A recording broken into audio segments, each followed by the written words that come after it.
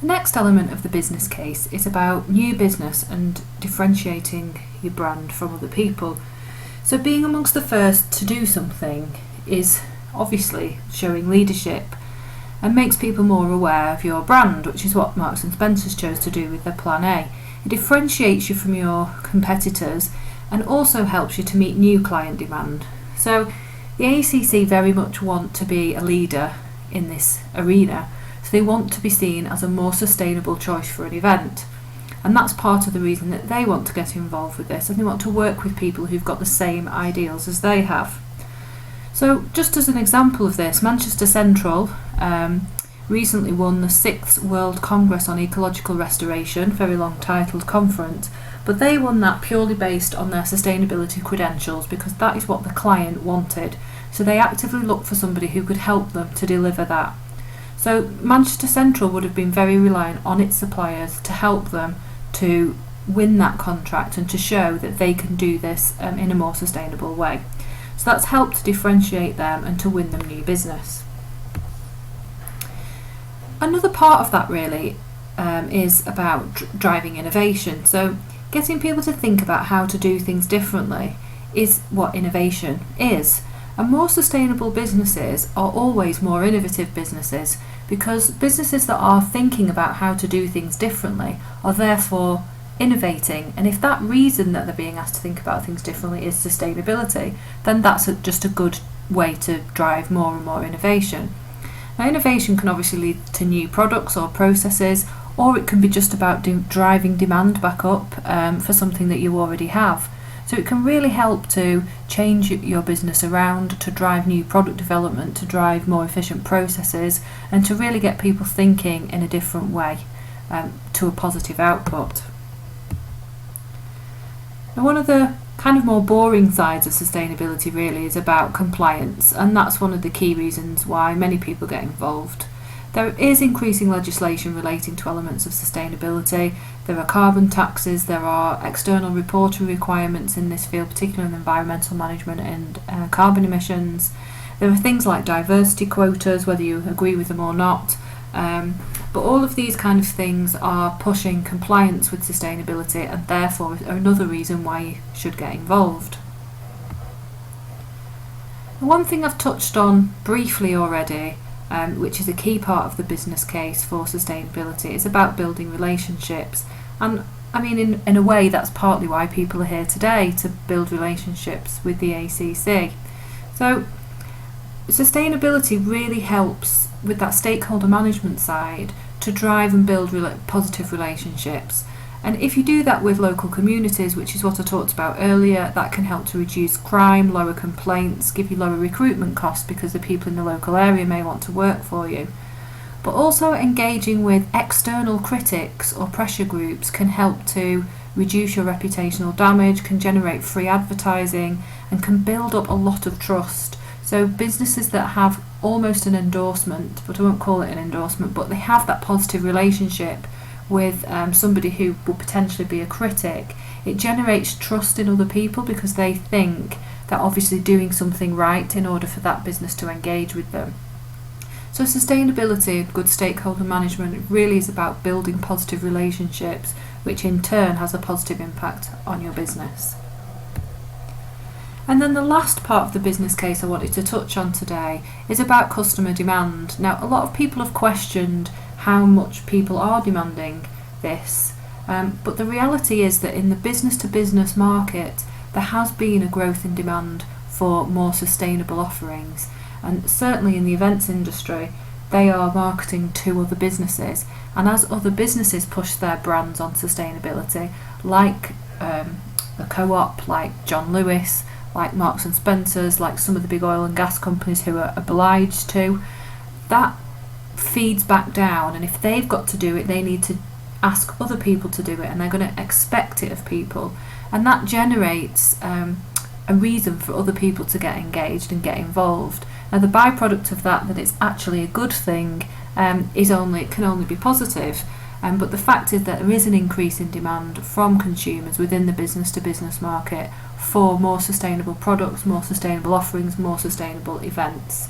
And that's really a critical part of the reasons why to engage on this topic. So the summary of the business case really is all of those things is just about better business. So going back to what I said earlier, that this is really just about doing business in a better way, and in doing so all of these elements of a business case for why to do this are met and become obvious. And that's really why we want to engage people on this topic and make them understand that this isn't just a nice to have or an extra bit of work.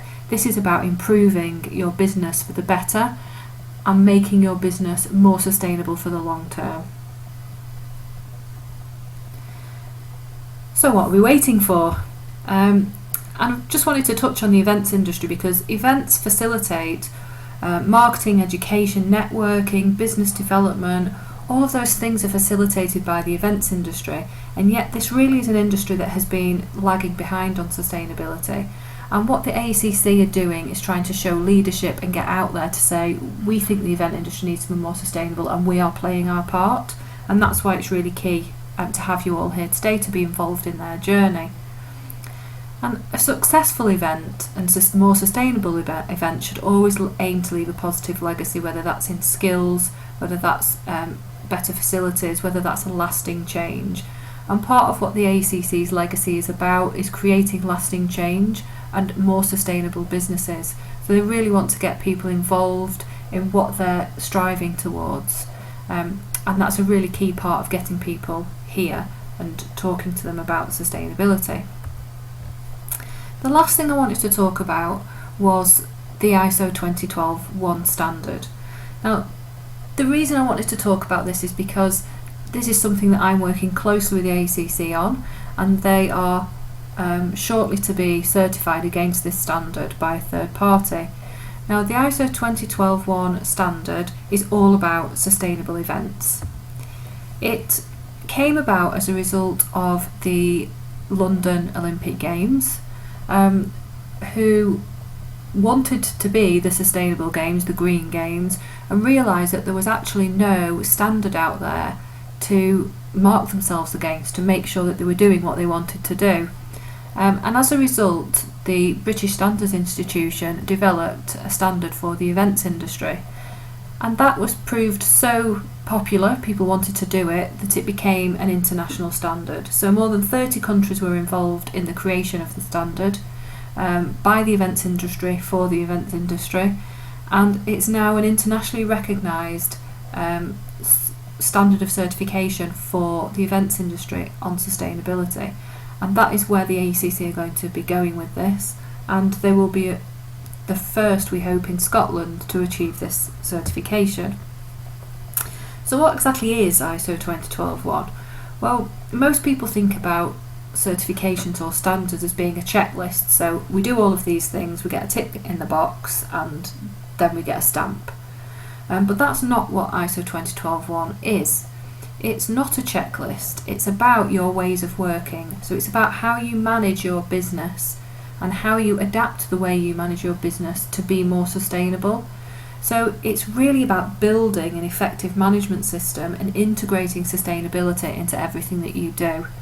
And for that reason, it's suitable for all areas of the industry, whether you're big or small, whether you're a supplier or whether you're a venue or whether you're an event management company, because it's just about how you work and making your ways of working more sustainable ways of working.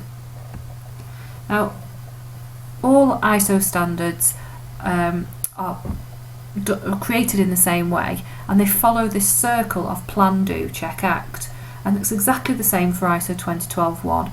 So what it's asking you to do is to plan what you're going to do, how you're going to do it, who you're going to talk to about it, why you're doing it in this way, what will your priorities be. And there's lots of things you could focus on, which ones are the ones that are most important to you. Then the doing, which is self-explanatory, actually getting on with this work, making change happen. The check element of this is then checking the success of what you're doing. So is it working? Is it getting the results you need? If not, why not? And as a result of that checking, you then come to the next stage, which is the act. So you're acting on the results of that check. If it's positive, what more can we do? How can we further enhance what we've done? If it's not worked, why has it not worked? How can we do it differently? And that feeds them back in to the planning stage. So we had to change it, we had to do it this way, so next time we're going to plan to do it in the way that we've recognised is going to work better. So it's a continuous loop of a management system that is being assessed by the ISO 2012-1 standard. Now I don't want to go into too much detail on the standard itself, and I'm sure AECC will talk about their journey and what they've been involved with to you all, but it was just to give you an insight into what the standard's about and where it's come from, and the background to sustainability. So I hope that's been useful, and just wanted to finish by saying that you can visit the Positive Impact website if you want to get more information on sustainability in the events industry, and they also obviously have lots of educational tools on there, online courses, guides, case studies, some of which are free, some of which are not, and they also run series of workshops to engage the events industry on sustainability. And if you want more information on that, you can also contact me directly at Oakleaf Business Solutions Limited, or speak to one of your contacts at the AECC who can pass my contact details on. So thank you all for listening, and I hope this was useful.